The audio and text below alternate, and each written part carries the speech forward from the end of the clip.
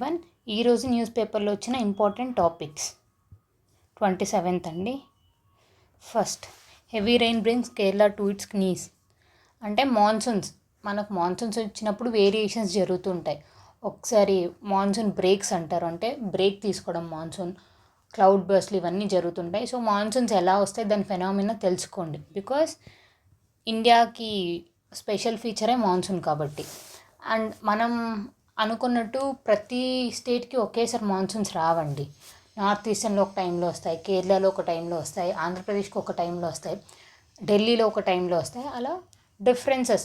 So monsoon గురించి ఒక clarity తెచ్చుకోండి. Lok Sabha erupts as Birla its resolution on emergency. మనం 49th anniversary of emergency celebrate చేసుకున్నాం నిన్న. సో లోక్సభలో మొత్తం ఇంకా ఎందుకంటే ఇప్పుడు అపోజిషన్ కూడా బాగా స్ట్రాంగ్ పార్టీ ఫామ్ అయింది కాబట్టి, అండ్ అప్పుడు కాంగ్రెస్ గవర్నమెంట్ చేసిన పని బ్లాక్ డే ఆఫ్ డెమోక్రసీ అని వాళ్ళు సెలబ్రేట్ చేశారు. సో ఇంకా అపోజిషన్ పార్టీ ఫుల్ ఫైర్ అయింది. ఎందుకు అలాంటివన్నీ బయటకు తీసుకొచ్చి డీఫేమ్ చేస్తున్నారు, కావాలని వాల్యూ తగ్గిస్తున్నారు మా పార్టీ మీద, అప్పుడెప్పుడో జరిగిండేది. దాంట్లో పాజిటివ్స్ కూడా ఉన్నాయి. Why you are celebrating such type of days because to discourage us అని కొన్ని గొడవలు జరిగాయి. అండ్ నిన్న ఎలక్షన్స్లో కూడా ఓం బిర్లా స్పీకర్ అయిపోయారు. అండ్ ఇక్కడ అరవింద్ కేజ్రీవాల్ కేసెస్ గురించి డైలీ నేను చెప్తూనే ఉన్నాను. సో ఒకసారి ఆయన ఎక్సైజ్ కేసు గురించి ఒకసారి చూడండి. And special investigation agency CBI, enforcement directory, national investigation authority ఇవన్నీ ఎప్పుడు పవర్లోకి వస్తాయి అంటే ఆల్రెడీ వాళ్ళు పవర్లో ఉంటారు, ఎలాంటి కేసెస్లో ఇన్వాల్వ్ అవుతారు, ఎందుకు ఇన్వాల్వ్ అవుతారు, అలాంటివి కూడా ఒకసారి చూసుకోండి అరవింద్ కేజ్రీవాల్ గురించి. ప్లస్ ఆయన బెయిల్కి అప్లై చేస్తుంటే గ్రాంట్ చేయట్లేదంట. సో ఎవరు గ్రాంట్ చేస్తారు బెయిల్, ఎందుకు గ్రాంట్ చేస్తారు, అసలు కేసెస్ చూసుకోండి. కాంపౌండబుల్ అఫెన్స్ అంటే ఏంటి, నాన్ కాంపౌండబుల్ అఫెన్స్ అంటే ఏంటి, కాంప్రమైజ్ అవ్వచ్చా అవ్వలేదా, civil cases, criminal cases, punishable, punitive offences అంటే ఏంటి, ప్రివెంటివ్ డిటెన్షన్స్, అలా నంబర్. జస్ట్ ఒకే రోజు ఇన్ని తెలుసుకోవాలంటే కష్టం, బట్ రోజు ఇవి న్యూస్లో ఉన్నాయి. లోక్సభ, ఓం బిర్లా స్పీకర్ గురించి ఉంది, ఈయన అరవింద్ కేజ్రీవాల్ గురించి కూడా ఉంది. సో డైలీ కొంచెం progress. So excise policy 3 days interrogation చేసిన తర్వాత ఆయన ఇన్వాల్వ్ అయ్యారు అని చెప్తుంది. కానీ వాళ్ళ భార్య ఏమో మళ్ళీ పిటిషన్ ఫైల్ చేసింది, కావాలని డిక్టేటర్షిప్ డెమోక్రసీ కాబట్టి వాళ్ళు కావాలని ఫ్రాడ్ ఎవిడెన్స్ ప్రొవైడ్ చేసి ఇలా చేస్తున్నారు అంటున్నారు. అండ్ సౌత్ సఫారీ, మన కాంటినెంట్లోనే first leopard safari and that largest safari ఎక్కడ ఓపెన్ అయ్యింది అంటే బన్నేర్ఘట్, కర్ణాటకలో. సో ఇది కూడా ఒక పాయింట్, బికాజ్ ఏషియాలోనే బిగ్గెస్ట్ కాబట్టి, ఏషియాలోనే first. SC calls cutting valuable trees in Delhi, brazen act. అంటే అసలు అన్బిలీవబుల్, అసలు మీరు ఎలా చేస్తున్నారు. మన క్యాపిటల్ ఢిల్లీ ఎంత ప్రైడ్గా చెప్పుకుంటామా, yes Delhi is our capital, but అక్కడ water crisis, political crisis, environmental crisis, అన్ని ప్రాబ్లమ్స్ అన్నీ అక్కడే ఉన్నాయి. సో లుక్ ఆఫ్టర్ మనం క్యాపిటల్ని, అవును వేరే కంట్రీస్ చూసి ఏమనుకుంటాయి, ఏంటి వీళ్ళ క్యాపిటల్ ఎప్పుడు ఇలా జరుగుతుంది, పొలిటికల్ అయితే ఓకే విల్ యాక్సెప్ట్, బట్ ఇలా environmental crisis, water crisis, so it's not acceptable. So measures అనేసి తీసుకోవాలి. అండ్ పీపుల్ కూడా in the name of development ఎన్విరాన్మెంట్ని చాలా డిగ్రేడ్ చేస్తున్నారు అక్కడ. So this is an brazen act. And next topic ఏంటి, NEET scam జరిగింది. ఇది కూడా ఒక నేషనల్ ప్రైడ్ అండ్ వాల్యుబుల్. ఇప్పుడు చిన్న ఎగ్జామ్స్, గవర్నమెంట్ 10th class ఎగ్జామ్స్లోనే మనం ఇలా చేస్తున్నారు అలా చేస్తున్నారు నెంబర్ ఆఫ్ పిటిషన్స్ వేస్తుంటారు. ఇంకా నీట్ ఈ ఎగ్జామ్ ఒక ప్రైడ్, యూపీఎస్సీ, నీట్ ఎగ్జామ్స్ ఇలాంటివన్నీ. దీంట్లోనే స్కామ్స్ జరిగి పేపర్ లీక్ చేస్తుంటే ఎలా ఉంది గవర్నమెంట్ పర్ఫార్మెన్స్ అని. సో ఎడ్యుకేషనల్ మినిస్టర్ ఎవరు, మన నీట్ నేషనల్ టెస్టింగ్ అథారిటీ యొక్క చైర్మన్ ఎవరు, ఆయన రిజైన్ చేసి ఆయన చేశారు అండ్ న్యూ పర్సన్ని కూడా అపాయింట్ చేశారు. సో గవర్నమెంట్ సరిగ్గా ఫంక్షనింగ్ చేయట్లేదు అన్నప్పుడు యూ కెన్ ఇలా నీట్ ఎగ్జాంపుల్ చేయొచ్చు. సునీత కేజ్రీవాల్ చెప్పాను కదండి, ఆమ్ ఆద్మీ పార్టీ పర్సన్, ఆయన సీఎంని అరెస్ట్ చేస్తుంటే she saying it is an dictatorship unconstitutional arrest అని అంటున్నారు. Akhilesh meet centre for water crisis ఆయన హంగర్ స్ట్రైక్ అలా చేశారు.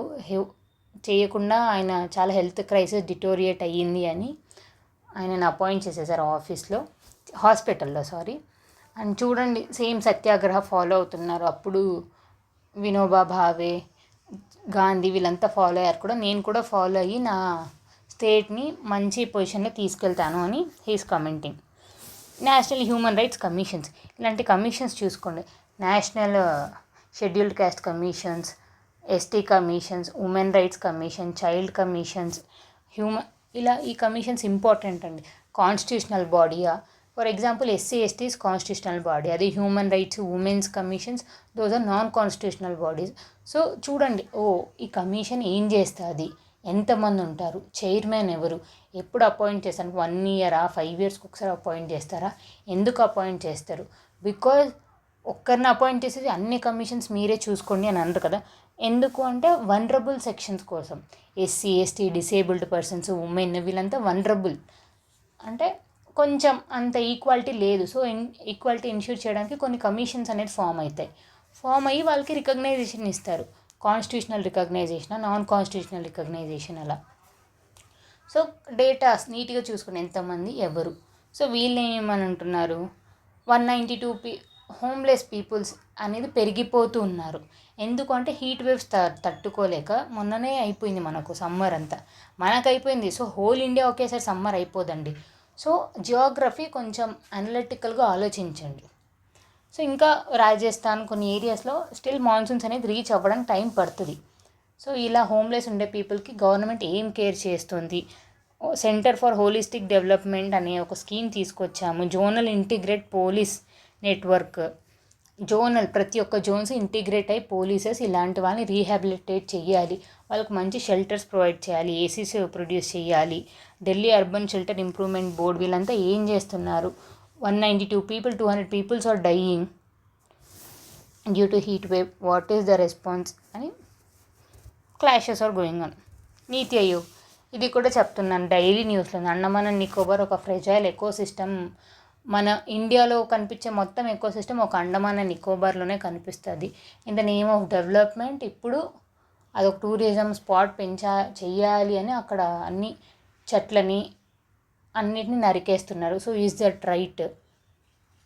కొంతమంది చాలామంది అపోజ్ చేస్తున్నారు. బికాజ్ నో, డెవలప్మెంట్ అనేది చెట్లు నరికేసే చెయ్యాలా, ఉన్న ఏరియాని ఎఫెక్టివ్గా యూటిలైజ్ చేసుకోకుండా లేని దానికోసం ఉన్నదాన్ని డిగ్రేడ్ చేస్తున్నారు అని చేస్తున్నారు. So NITI Aayog tourism project 72,000 crores funding చేసి చేస్తున్నారంట.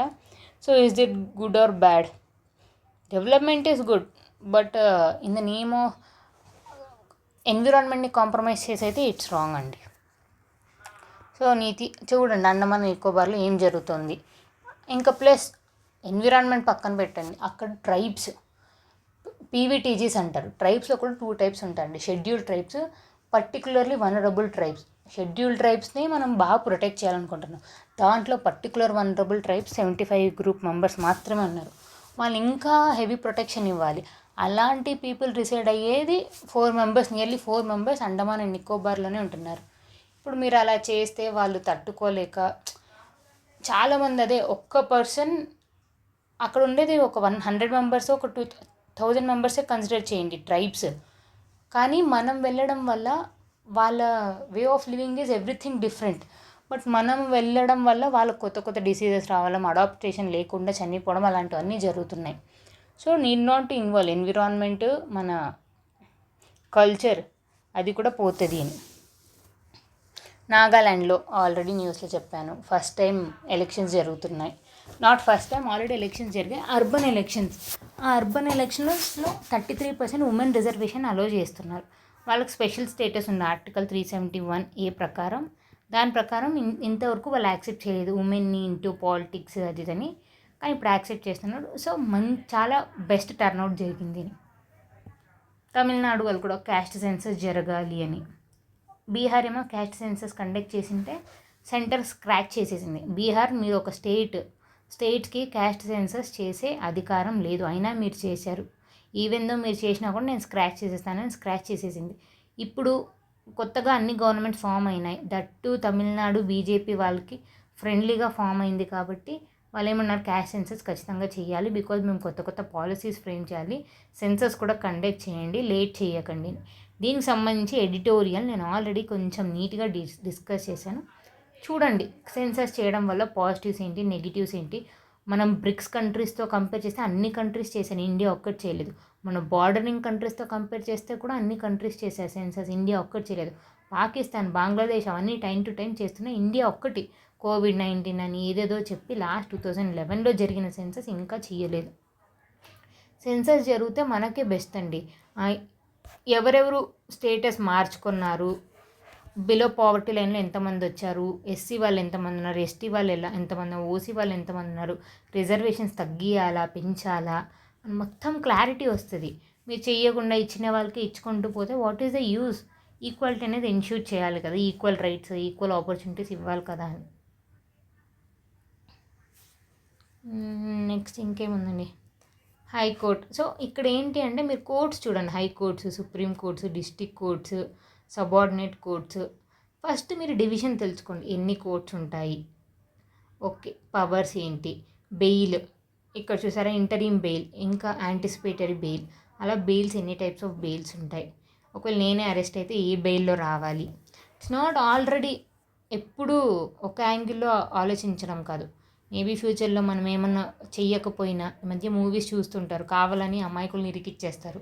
But you should be strong enough to defend your yourself ఇలాంటివన్నీ బేసిక్ థింగ్స్ తెలుసుకోండి. పెద్ద పెద్దవి ఇంటర్నేషనల్ న్యూస్ తెలుసుకోవడం కాదు, చిన్న చిన్నవి clarity, foundation should be the clarity అన్నట్టు.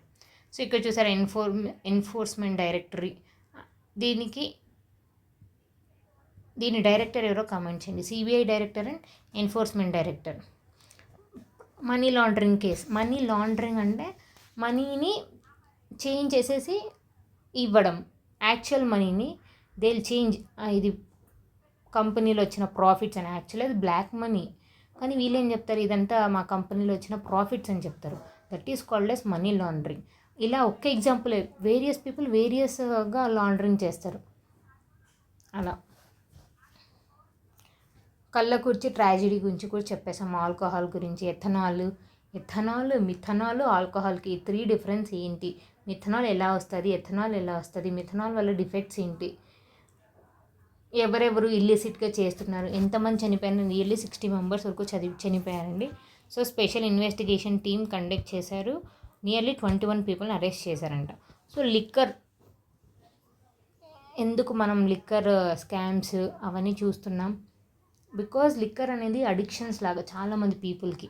So how it is made up of అనేది తెలుసుకోవాలి. రేపటి రోజున చీప్ లిక్కర్ అంటుంటారు. ఆ చీప్ లిక్కర్ ఎలా చేస్తారు, యూజింగ్ మిథనాల్ యూజ్ చేశారు కాబట్టి చాలామంది చనిపోయారు. So is that right are wrong? Government ఏం చేస్తుంది, లైసెన్స్ ఇస్తుందా? ఇలాంటి వాటికి కూడా ఎవరెవరు ఇన్వాల్వ్ అయినారు ఈ స్కామ్స్లో అందరినీ బయట తీస్తున్నారు. హెవీ రెయిన్, సీ వాటర్ ఇంట్లోకి కూడా వచ్చేసాయంట.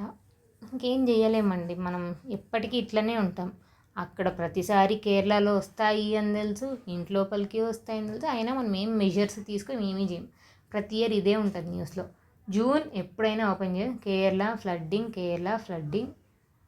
ఫ్లడ్ అవుతుంది. ఆ ఫ్లడ్ కూడా సొఫిస్టికేటెడ్గా అవ్వాలంటే మనకు తెలుసు మన వాటర్ ఇక్కడికి వస్తుంది. సో అక్కడ ఒక సీపేజ్ కనెక్ట్ చేయడము అలాంటివి చెయ్యరు. ఎప్పుడు అదే ఉంటుంది, ట్రాఫిక్ ఆగిపోయింది, వర్క్స్ ఆగిపోయినాయి, చాలామంది చనిపోయారు, ఎప్పుడు ప్రతి ఇయర్ అదే. So what government is doing, ఏవేవో పనులు ఉంటాయి వాళ్ళకి, ఇది తప్ప. సో ఇప్పుడు మాన్సూన్స్ అంటే ఏంటి, మాన్సూన్ వల్ల పాజిటివ్స్ ఏంటి, నెగిటివ్స్ ఏంటి, మెజర్స్ ఏం తీసుకోవాలి, కన్క్లూషన్. ఎప్పుడైనా ఒక క్వశ్చన్కి ఇలా ఎలక్షన్స్లో, మహారాష్ట్ర ఎలక్షన్స్లో, కౌన్సిల్ ఎలక్షన్స్, ఎమ్మెల్సీ ఎలక్షన్స్కి అసలు ఎవరు పోరు, ఎందుకు అంత లైట్ తీసుకుంటారో we don't know. So even educated people కూడా పోవట్లేదు అని ఒకటి కేసు చెప్పారు. ఇండియాస్ లార్జెస్ట్ లెపర్డ్ సఫారీ చెప్పాను కదండి, మన సౌత్ ఇండియాస్లోనే ఫస్ట్ అండి, countries largest leopard safari. So అడుగుతారు, ఫస్ట్ లార్జెస్ట్ సఫారీ ఎక్కడుంది, జమ్మూ అండ్ కాశ్మీర్లోనా, కర్ణాటకలోనా, రాజస్థాన్లోనా అని. డోంట్ బి గెట్ కన్ఫ్యూజ్, ఒక్కటే పాయింట్, కర్ణాటకలో బన్నేర్ఘడ్. వీళ్ళు ఏమంటున్నారు, ఇలా సఫారీ చేస్తే మనుషుల మీదకి ఎక్కేస్తుంది, దుంకేస్తుంది, చంపేస్తుంది, ఆల్రెడీ హ్యూమన్ అనిమల్ కాన్ఫ్లిక్ట్ ఎక్కువ ఉంది కదా అని. కానీ వాళ్ళు బాగానే మంచి మెజర్స్ తీసుకునే చేస్తున్నాం. అండ్ చిన్న చిన్న కప్స్ని కూడా ఇంట్రడ్యూస్ చేస్తున్నాం, సో దట్ రీసెర్చ్ చేసే వాళ్ళకి కూడా ఈజీగా ఉంటుంది హ్యూమన్ అనిమల్ కాన్ఫ్లిక్ట్ అవుతుంది లేదని. ఇది చూడండి, సీనియర్ సిటిజన్, యాక్చువల్లీ ఇదేం అంత ఇంపార్టెంట్ కాదు, బట్ ఎథిక్స్లో యూ కెన్ కోట్. ఇల్లి నెగ్లిజెన్స్గా ఉండడం వల్ల కింద ఒక పర్సన్ సీనియర్ సిటిజన్, యాక్చువల్లీ మనకు లో బర్త్స్ ఎప్పుడు సీనియర్ సిటిజన్స్కే ఇస్తారు, పైన బర్త్లు అన్నీ కొన్ని యంగ్స్టర్స్కి ఇస్తారు. కింద ఒక సీనియర్ సిటిజన్ పర్సన్ లోయర్ బెర్త్లో పనుకున్నారు, పైన పర్సన్ సరిగ్గా హ్యాంగ్ చేయలేదు బర్త్ని, మిడిల్ బర్త్ని. So that person all of a sudden ఆయన మీద పడిపోయాడు. సో ఆన్ ద స్పాట్ కాదు, హాస్పిటల్కి తీసుకున్న తర్వాత చనిపోయారంట. సో చూసారా, నెగ్లిజెన్స్ వల్ల. మీరు చేసేది చిన్న పని అయినా, ఇట్స్ నాట్ బర్త్డే కదా ఫాస్ట్గా వేసుకొని అలా కాకుండా, ఏ చిన్న పని అయినా క్లారిటీగా చేయండి, మీ వల్ల పక్కన వాళ్ళకి నష్టం అవ్వకుండా. ఇప్పుడు చాలామంది బైక్ డ్రైవ్ చేసేటప్పుడు మన పేరెంట్స్ స్లోగానే పోతుంటారు, ఈవెన్ మన పేరెంట్స్ కార్ డ్రైవ్ అయినా ఏ డ్రైవ్ అయినా స్లోగానే, because they know the value of life, the value of everything. కానీ ఎవడో వచ్చి గుద్ది వాడికేం కాకుండా మనకేమన్నా మన పేరెంట్స్కి ఏమన్నా అయితే. So youngsters everyone be careful. ప్రతిదీ ఎప్పుడు ఎవరికి ఎలా రాసింటుందో we don't know. So be careful, don't do anything harsh activities, careful. So ఇది ఒక ఎగ్జాంపుల్ అండి. యాక్చువల్లీ ఇలాంటివి ఇవ్వరు, చాలా జరుగుతుంటాయి. ఎవరో చనిపోవడం. ఇప్పుడు నేనే డ్రగ్స్ తీసుకొని నేనే పోతే నాకేం ప్రాబ్లం లేదు, నేను తీసుకొని వేరే వాళ్ళకు కూడా అలవాటు చేసి కావాలని వాళ్ళ గ్లాసెస్లో కలిపి అలా ఒకటి. తర్వాత నేను హార్ష్ డ్రైవ్ చేసేసి ఎవడుకో గుద్ది వాడు చనిపోయి నేను బాగుండి, నేనేదో నెగ్లిజెన్స్గా బర్త్ని సరిగ్గా కరెక్ట్ చేసుకోకుండా వాళ్ళ మీద పడి వాళ్ళు చనిపోయి అలా. So please be careful. మీరు కేర్ఫుల్గా లేకపోయినా మీ వల్ల వేరే వాళ్ళ కేర్ఫుల్నెస్ని కూడా don't destroy them. Next, opposition largest demography, leader of opposition big responsibility. Same అండి, లీడర్ ఆఫ్ అపోజిషన్ ఫామ్ అయింది. అసలు లీడర్ ఆఫ్ అపోజిషన్ అంటే ఏంటి? 10% స్ట్రెంగ్త్ ఉండాలా? ఎవరు చెప్పారు? ఫస్ట్ స్పీకర్ జీవి మవలాంకర్ గారు చెప్పారు. ఎందుకు చెప్పారు? అపోజిషన్ ఉంటే క్రిటిసిజమ్స్ అన్ని కన్స్ట్రక్టివ్ క్రిటిసిజమ్స్ వస్తాయి, మంచిగా ఫంక్షన్ అవుతుంది డెమోక్రసీ అని లీడర్ ఆఫ్ అపోజిషన్ గురించి మెన్షన్ చేశారు. మనకు 16th 17th లోక్సభలో లీడర్ ఆఫ్ అపోజిషన్ లేరు, ఇప్పుడు ఫామ్ అయింది 18th లోక్సభ. ఈ ఆపర్చునిటీని మంచిగా యూటిలైజ్ చేసుకుని మంచి రీఫార్మ్స్ తీసుకురావాలి, మంచిగా స్క్రూటనైజ్ చేయాలి. మనం యాక్చువల్లీ ఈ లీడర్ ఆఫ్ అపోజిషన్ అనేది ఎక్కడి నుంచి తీసుకున్నాం? ముందు మనల్ని బ్రిటిషర్స్ రూల్ చేశారు కాబట్టి వాళ్ళ నుంచి చేసుకున్నాం. వాళ్ళకి మనకి తేడా ఏంటి అంటే, వాళ్ళు లీడర్ ఆఫ్ అపోజిషన్ని షాడో క్యాబినెట్ లాగా కన్సిడర్ చేస్తారు. ఒకవేళ గవర్నమెంట్ పడిపోతే ఆటోమేటిక్గా వాళ్ళ గవర్నమెంట్ ఫామ్ అవుతుంది. కానీ మన దగ్గర అలా కాదు.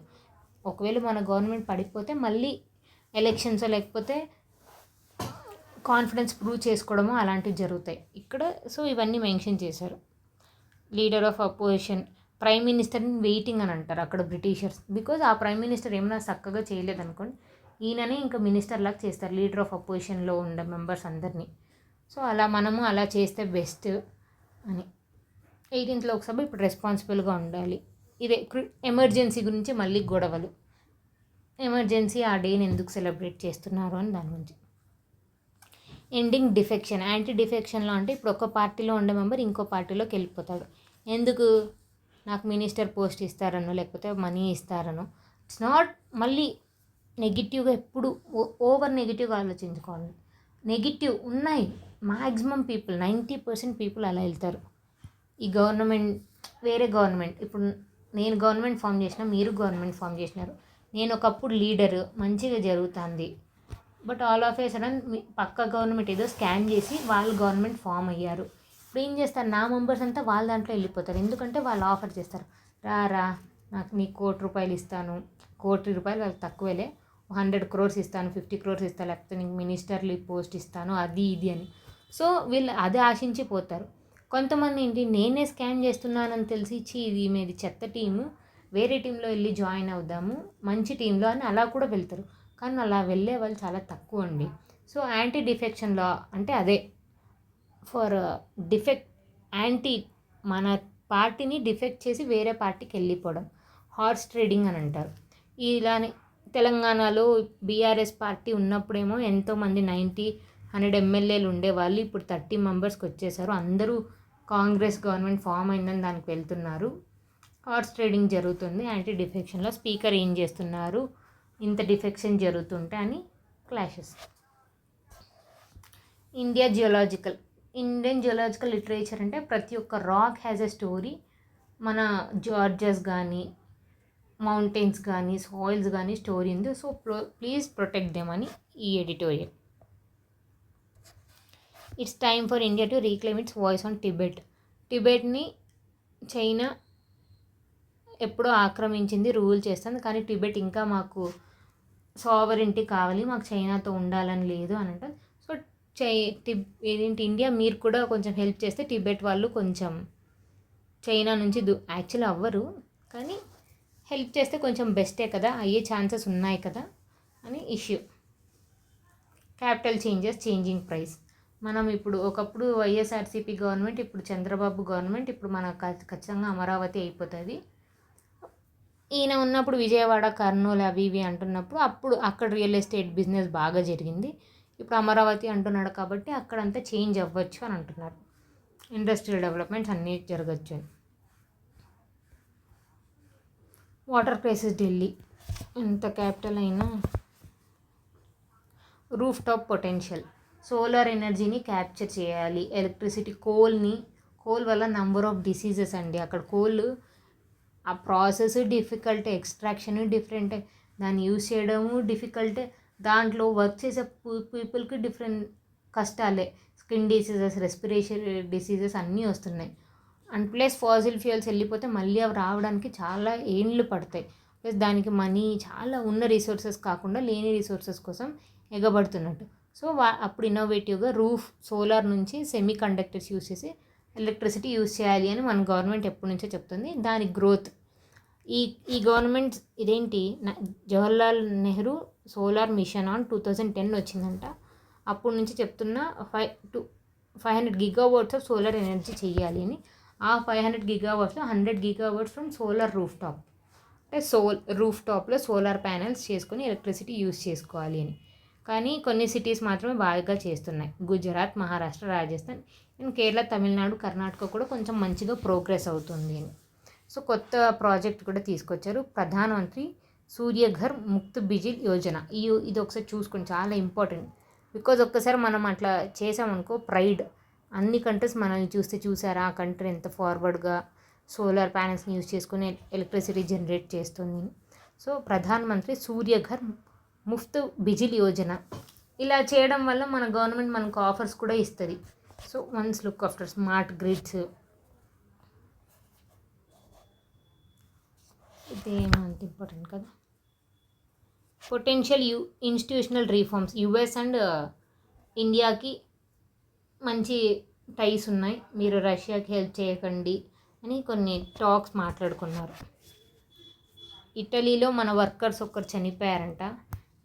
మూవీస్లో చూపించేలాగే మన వాళ్ళు ఎక్కడెక్కడికో వెళ్తారు, అక్కడ చనిపోతారు, బాడీస్ పంపరు, ఏదేదో చెప్తారు. అలా ఇటలీలో కూడా మన వర్కర్ని రోడ్ మీద ఎమర్జెన్సీ కోసం ఆయనని హాస్పిటల్కి తీసుకొని వెళ్తుంటే రోడ్లోనే వదిలేసి వెళ్ళిపోయారంట. సో ఇలా మన వర్కర్స్ ఎలా ఫేస్ చేస్తుంటారో ప్రాబ్లమ్స్ అని. ఎఫ్ఐఆర్ ఇప్పుడు కొత్త లాస్ ఫామ్ అవుతున్నాయి. ఎవిడెన్స్ ఐపీసీ, సిఆర్పిసి ఇవన్నీ ఫామ్ని రీచేంజ్ చేసేసి కొత్త సెక్షన్స్ అన్నీ ఇన్వాల్వ్ చేశారు. సో ఇంకటి నుంచి డమ్మీ ఎఫ్ఐఆర్స్ అవన్నీ ఫామ్ చేయడం, పాకెట్లో చిన్న పాకెట్లో చిన్నవి ఏమేమైతే ఇంక్లూడ్ అయినాడో ఐపీసీలో, సిఆర్పిసిలో, భారతీయ సంహిత బిల్స్, ఆ బిల్స్లో ఏమేమి ఉన్నాయో అవన్నీ మీ చేతిలో పెట్టుకొని తిరగండి అని ఇది. సో ఆ 3 బిల్స్ ఏంటి, వాటి పేర్లు ఏంటి అవన్నీ ఒకసారి చూసుకోండి. భారతీయ నాగరిక సురక్ష సంహిత అంటే ఏంటి, ఎన్ని సెక్షన్స్ ఇన్వాల్వ్ అయినాయి, డెప్త్ అనాలిసిస్ వద్దు. ఇలా చేంజ్ చేస్తున్నారా, అప్పుడు బ్రిటిషర్స్ ఫ్రేమ్ చేసిండే వాటిని ఇప్పుడు ఇండియన్ గవర్నమెంట్ సెల్ఫ్గా మొత్తం అనాలిసిస్ చేసి కొత్తది ఫ్రేమ్ చేసింది. అది గుడ్డా బ్యాడా, ప్రతి దాంట్లో గుడ్ బ్యాడ్ ఉంటుంది. బట్ మెజారిటీ గుడ్ ఉందా లేదా అని ఒకసారి చూసుకోండి ఒక గ్లాన్స్. కోల్డ్ వార్ ఆయన ముత్కన్ డూబే ఆయన చనిపోయారంట. మన కోల్డ్ వార్ జరిగినప్పుడు బెస్ట్ డిప్లొమాటిక్గా సాల్వ్ చేశారంట ఇండియన్ ప్రాబ్లమ్స్ అన్నీ. జవహర్లాల్ నెహ్రూ టైం పీరియడ్ను ముచ్కన్ డూబే. సో అడగచ్చండి, బిట్స్ అడిగితే the famous diplomat who died recently అని. ఓం బిర్లా గురించి చదివేశాం. Chinese woman arrested in Nepal border. ఇదే అండి terrorist activities, organised crime activities, లేకపోతే ఇంటెలిజెంట్ వాళ్ళు బార్డర్లో ఇట్లా జరుగుతూ ఉంటాయి. సో అదొక కేసు. గ్యాంగ్స్టర్, సినిమాల్లో చూపించే గ్యాంగ్స్టర్స్, ఈయన ఒక 3-4 మెంబర్స్ని చంపేసి తిరుగుతున్నాడంట. రీసెంట్గా దొరికినందుకు అవార్డ్స్ ఇచ్చానంట 10 lakh. So national investigation authority ఏం చేస్తుంది, ఇలాంటి గ్యాంగ్స్టర్స్ ఎవరెవరు ఉన్నారు ఇండియాలో. అప్పుడు ద ఇంపార్టెంట్ గ్యాంగ్స్టర్ ముంబైలో ఆయన పేరేంటో మెన్షన్ చేయండి. అలాంటి గ్యాంగ్స్టర్స్ ఉంటారు. సినిమాల్లో చూసినంత మాత్రాన అవన్నీ అబద్ధాలు అలా ఎవరు ఉండరు. ఈయన కెనడాలో చదువుకోవడానికి వెళ్ళి అక్కడ ఒక గ్యాంగ్ ఫామ్ చేసుకొని ఇక్కడ వచ్చి పెద్ద పెద్ద గోల్డ్ అఫీషియల్స్ని, పెద్ద పెద్ద ఆఫీసర్స్ని చంపేసి మనీ అంతా తీసుకొని ఎవరికి తెలియకుండా వేషాలు మార్చుకొని తిరుగుతూ ఉంటారంట. మనం సినిమాస్లో రియల్ స్టోరీస్నే వాళ్ళు సినిమాటిక్గా కొన్ని ఎక్స్ట్రా యాడ్ చేసి తీస్తారు, కానీ దే ఆర్ రియల్ అండి. చూడండి ఈయన పేరు సిద్ధు మస్సోవాలా.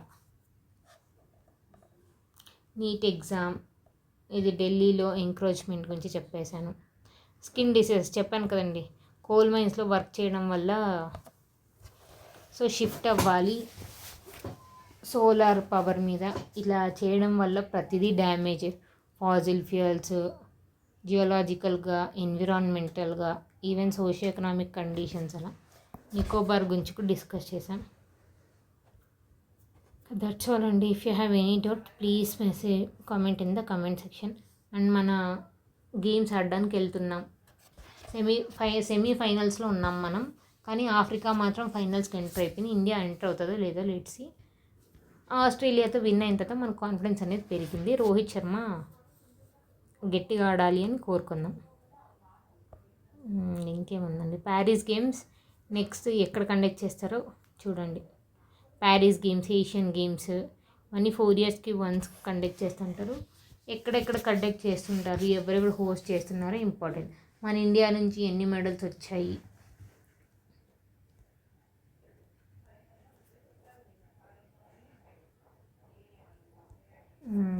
చాలండి. ఇప్పుడు టీబీ అనేది వన్ ఆఫ్ ద పెద్ద డిసీజ్, చాలామంది చనిపోతున్నారు. సో ఆర్టిఫిషియల్ ఇంటెలిజెన్స్ యూజ్ చేసుకొని డిటెక్ట్ చేయడం, మిషన్ లెర్నింగ్ యూజ్ చేసుకొని, టెక్నాలజీని యూజ్ చేసుకొని రెడ్యూస్ చేయొచ్చు కదా, ఎలా చేయొచ్చు అని ఒక కాన్సెప్ట్. సో థ్యాంక్ యూ అండి. ఈరోజు మీరు న్యూస్ పేపర్లో చదవాల్సినవి ఇవి చదివితే అర్థం కాకపోయినా మెల్లగా చదువుకుంటూ వెళ్ళండి. Later on stage you will learn how to read. Thank you.